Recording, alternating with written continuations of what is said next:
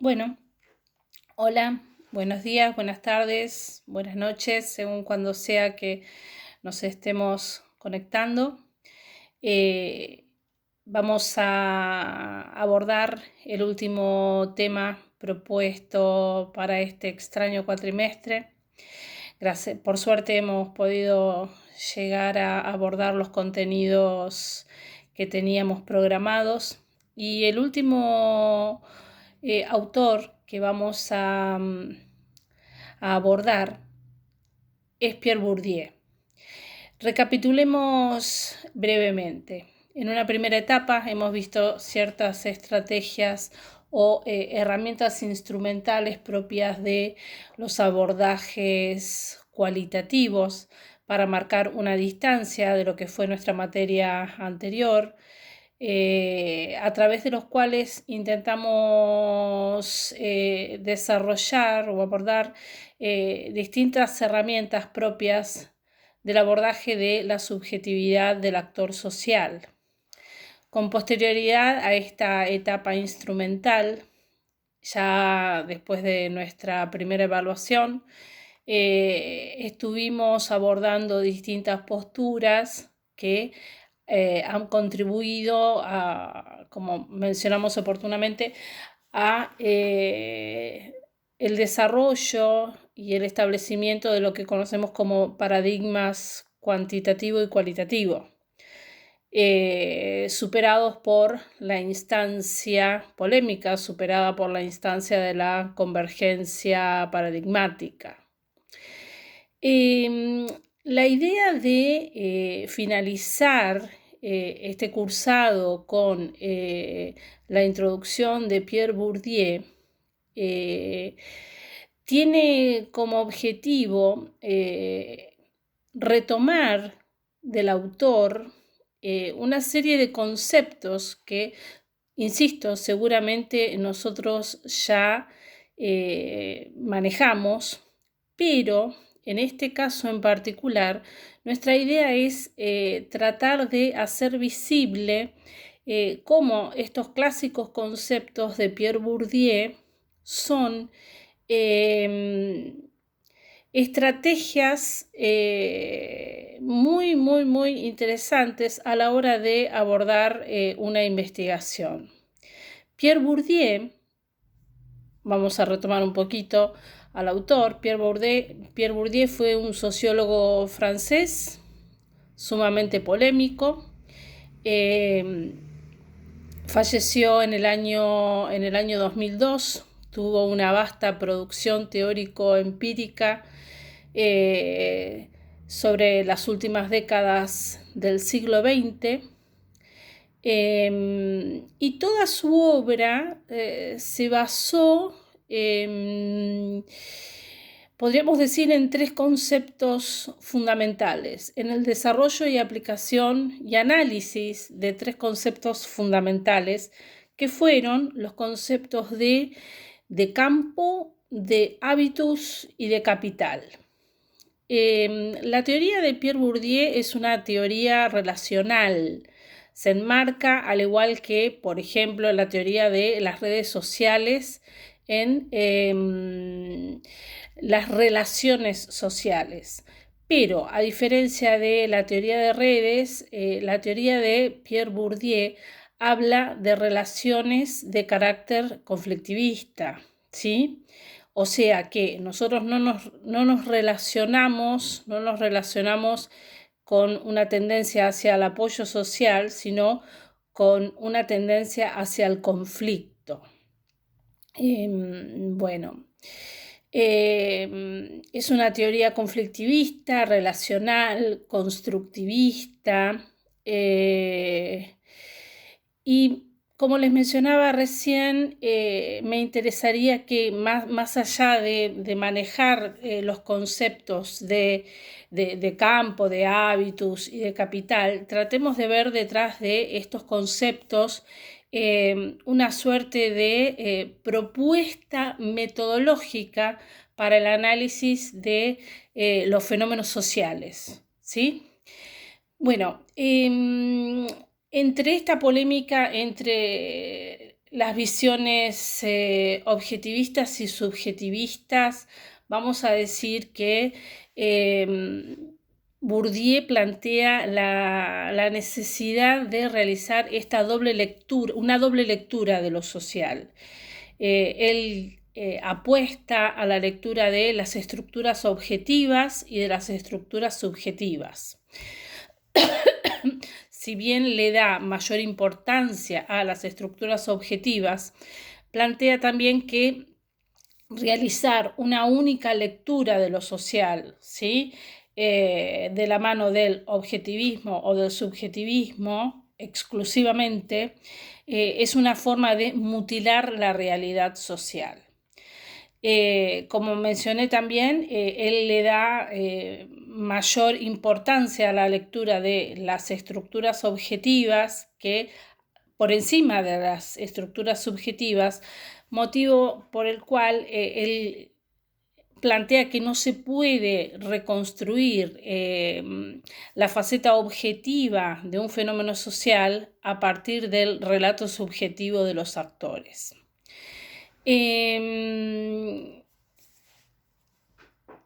Esta metodología que plantea Bourdieu toma como base el análisis marxista, el análisis económico marxista, pero llevando la lógica de este análisis económico más allá del campo de la economía. Es decir, que va a analizar los fenómenos sociales como fenómenos que se mueven con, podríamos decir, con reglas o con lógica, con una lógica similar al del campo económico. Vamos a retomar estos conceptos que les mencioné al principio, seguramente ya los hemos visto. Bourdieu no va a hablar de la sociedad, él va a optar por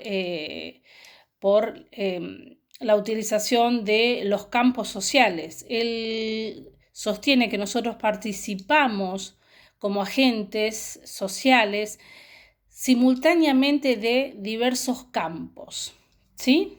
Y bueno, son estos campos los que define como arenas, como espacios de conflicto y de competición, donde nosotros rivalizamos por obtener, mantener o incrementar algún tipo de capital que está en juego en ese campo específico, ¿sí? A ver, campos. Campos, si hablamos de un lugar donde los agentes sociales participamos, ¿sí? Estos campos tienen, según Bourdieu, que poseer jugadores que estén dispuestos a luchar por un capital específico que está en juego en ese campo. Y también nos va a decir que los campos se identificando cuál es el capital que está en juego. Ahora bien, si hablamos de un juego, quiere decir que hay jugadores, y estos jugadores están dotados de un habitus, ¿sí? Lo que Bourdieu llama habitus, que serían esas estructuras objetivas que el individuo, el actor social, ha internalizado a lo largo de su trayectoria, ¿sí? Tras haber permanecido durante un tiempo prolongado en alguna posición de la estructura social. Entonces, el campo, ¿sí? El campo representa esas estructuras objetivas y externas al individuo, mientras que el habitus representa esas estructuras objetivas internalizadas. Por eso, metafóricamente, suele definirse al campo como lo social hecho cosa y al habitus como lo social hecho carne, hecho cuerpo, siendo a su vez el habitus un factor condicionante, ¿sí? De la acción social, ¿sí? Recordemos, el hábitus son esas estructuras sociales internalizadas que condicionan, no determinantes, condicionan la acción del actor social o del agente social cuando participa, ¿sí?, de algún determinado campo. Pero bueno, más allá de estos conceptos que pueden parecer conceptos fríos y teóricos, pensemos en términos de los campos, ¿no? Si hablamos de campos, tenemos que pensar a la realidad como una realidad social donde nos relacionamos. Y pensar en campos nos lleva a identificar algún tipo de capital por el cual nosotros luchamos. Recordemos que Bourdieu distingue básicamente 4 tipos de capital. Él habla de un capital económico, de un capital social, de un capital cultural y de un capital simbólico. No vamos a ahondar en a qué nos referimos, por supuesto, con cada uno de estos capitales, pero es interesante no solo en el análisis de los campos sociales identificar cuál es el capital que está en juego, cuál es el campo, quiénes son los jugadores, por qué están luchando esos jugadores, etcétera, sino que también vamos a ver que entre estos distintos capitales que podemos mencionar de forma independiente, ¿sí?, a los efectos de sistematizarlos, en realidad existe una suerte de interjuego, ¿sí? ¿Por qué? Porque la tenencia o la posesión de alguno de estos tipos de capital puede ser un factor condicionante de la obtención de otro tipo de capital. Es decir, volvemos a la idea anterior, que entre los tipos de capital existe una relación que puede ayudar a incrementar otro tipo de capital o a participar de otro campo, ¿sí? Vuelvo a retomar un concepto con el cual empecé. Tratemos de pensar esta lógica de los campos y del hábitus como estrategias metodológicas para abordar fenómenos sociales. Estamos viendo este interjuego entre los capitales. Y de pronto yo podría pensar que,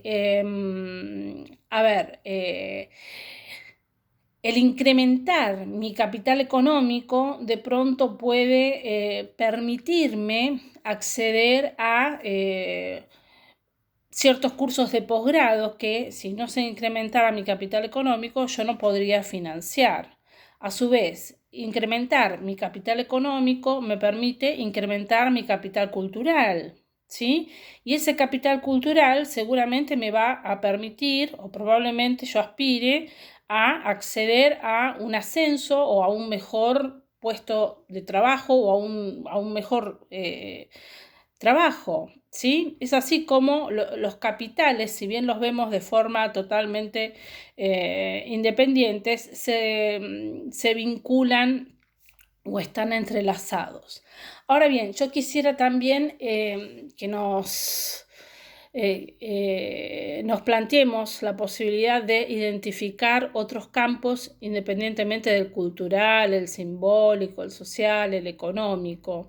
¿Por qué? Porque nosotros participamos como agentes sociales simultáneamente de diversos campos. Es así como en la Argentina, para tomar algún caso que sea conocido por todos y que, bueno, en este momento de aislamiento es un tema bastante controversial. Quisiera poner como ejemplo al fútbol, ¿sí? El fútbol es un campo social, ¿sí?, siguiendo la lógica de Bourdieu.